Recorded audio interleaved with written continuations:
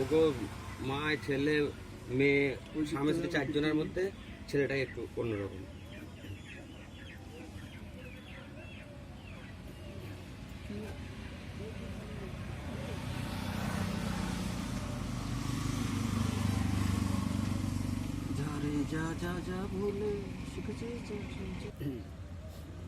ওকে বন্ধ নিল, কে কত টাকা নিল সব দেখবে নাকি? যারা ওরা প্রাইভেট কোম্পানি এমনি চালায়, যারা সরকারকে উপর ট্যাক্স দিয়ে চালাবে। তারপরে ওই মদ ও তো আর খোলা খাবে, আমি 200 মতো মদ মানে কাউন্টার ছিল না না, আমি প্রতিটি পরিবার আমাদের টাকা নেই, তাহলে একটা মদ কিনে নেয়, আমি 100 টাকা দিচ্ছি, 80 টাকা